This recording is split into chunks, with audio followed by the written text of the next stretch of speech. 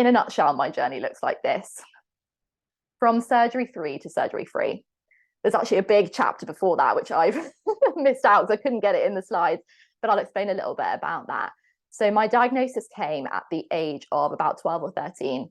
We knew the condition ran in my dad's family, and his sister, so my aunt, basically dropped dead with the condition after having been incredibly ill. And that's how that they found the presence of the gene in my family, and then in other relatives as well. So we knew it was something that I was going to have to get tested for, and my siblings as well. I had a really interesting attitude towards this condition, which was because I was, even at the age of 12, incredibly stubborn, very resilient, and just enormously enthusiastic. And it's good to see that nothing has changed.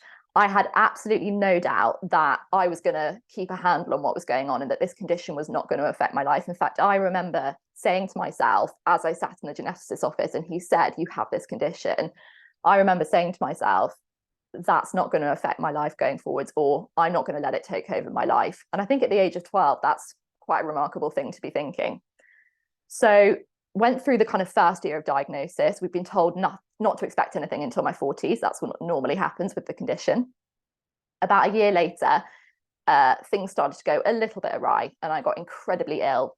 And long story short, after months and months of not really knowing what was going on and lots of different tests and monitoring, I was sent in for my first round of surgery, which was incredibly successful. And I have to say, I went at it at the time without a lot of fear, because I was massively faithful that I was going to be okay.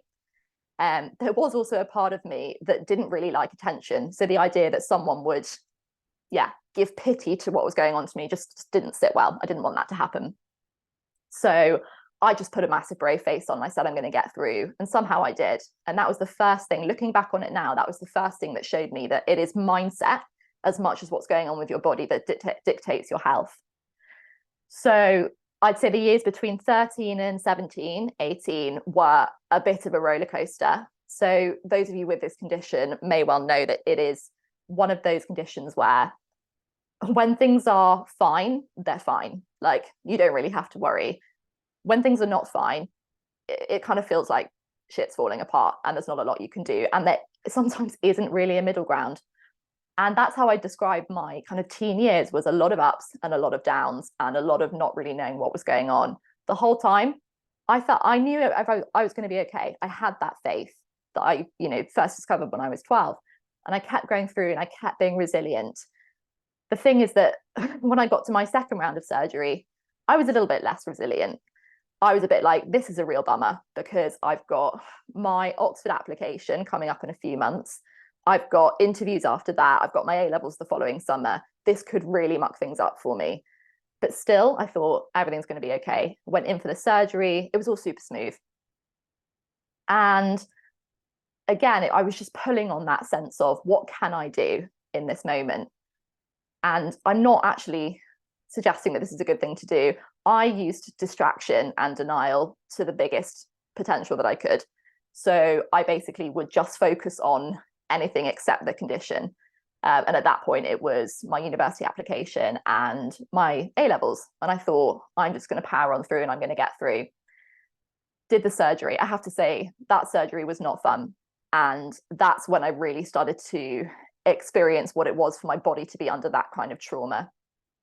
And it was that memory, despite the resistance, the resilience, and the stoicism and the perseverance, it's that memory that still sticks with me today, of the pain and the discomfort of being in surgery, which is not a fun experience if anyone's ever tried it. I'm sure some of you have, not willingly. So second lot of surgery, all smooth. We get round to surgery. Well, I say surgery number 3. What happens was, I got back to Oxford for my final year. So I was 21 by this point. Things in empowerMEN1 post second surgery, which was incredibly successful again. I'm so grateful for my team at the NHS. They were absolutely remarkable, and they fitted everything round my life. I mean, it couldn't have been more. I would have thought it was private care, and it wasn't. It was NHS. It was remarkable. But I get back for my 4th year at Oxford. I'm sitting in the library. Term hasn't even started yet. I shouldn't really have had my emails up, but I did. And I see a notification popping up onto my screen an email to say that a document had been uploaded to my portal, my patient portal. And if you've heard any of my lives, you'll understand that I have a very mixed relationship with that concept.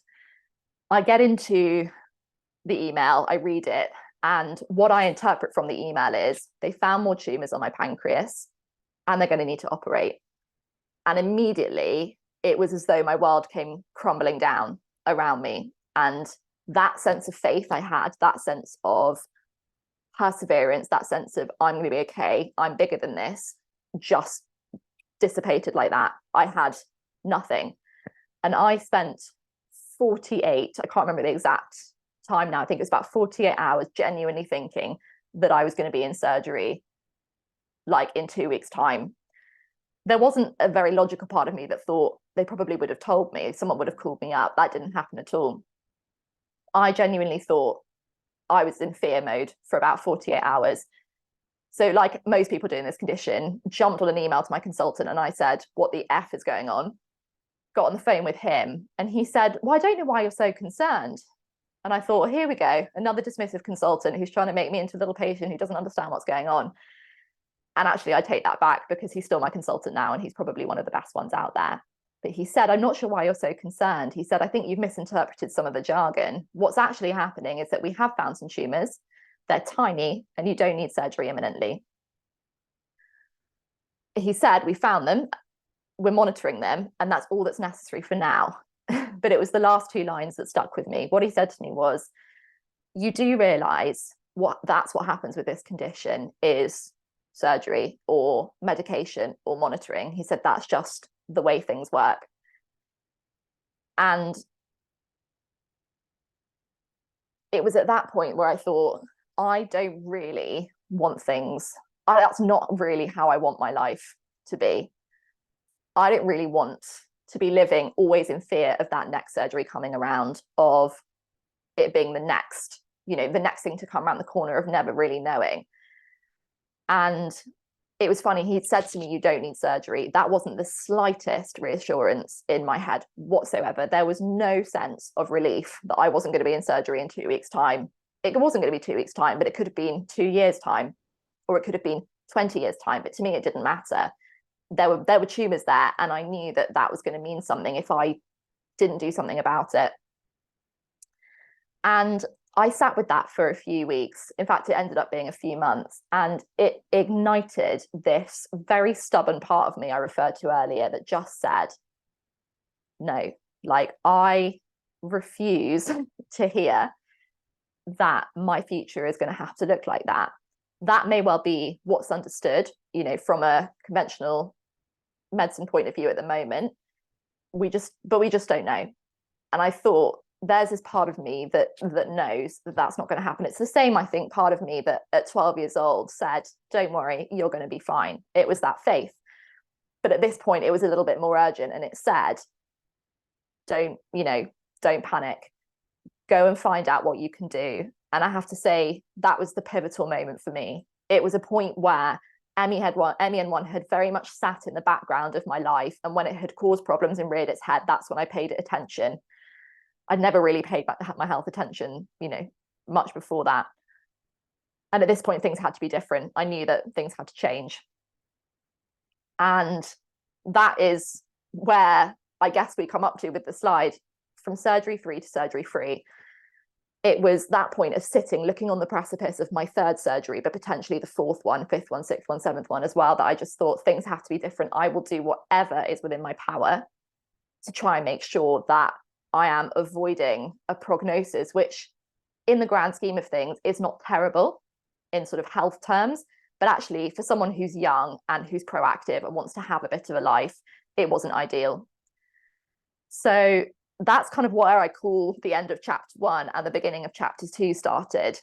It ignited in me, I think, what has brought me here, which is a part of me that knew that I had something to do. I had a role to play, not just in my own health, but in the health of other people. And how could I go out there and transform my reality with this health and then share it with others?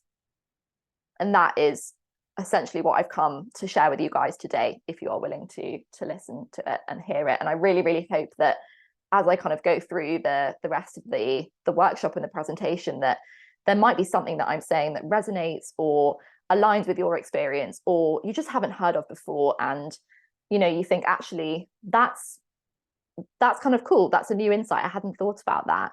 So as I'm going through, like, jot things down, pop them in the chat. Like, if there's something that resonates with your experience, or something where it's like a boom moment and you think, wow, like that actually could potentially change the trajectory of my health, whether that's directly right now or whether that's as a result of some consistent action, whatever it is, jot it down, type it in, and keep it as interactive as possible. And believe me, whatever reality you are imagining, that you are desiring, and you think it's like miles away, it's far, far closer. That was how it was for me. And I'm determined to show you that the same is possible.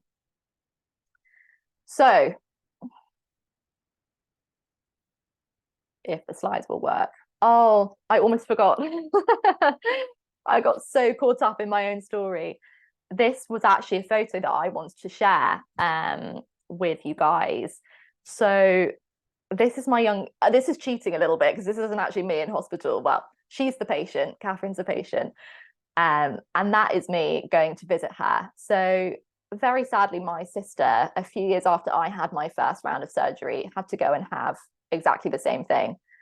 And it was, I have to say, heartbreaking to see her in there with all her little widgets and gadgets and stuff attached to her, and tubes coming out left, right, and center. But it was incredible to look at her and see a mirror for what was going on for me. And I think part of seeing someone you love go through that makes you even more aware of it in yourself, or it did with me as well. And it just ignited this passion to maybe change the way that I thought things had to be. As I say, I'm a stubborn person, and if anyone had told me, that I'd be sitting right here telling you guys or sharing this story with you, I would have said, absolutely not. I'll be in some corporate job, probably proofreading.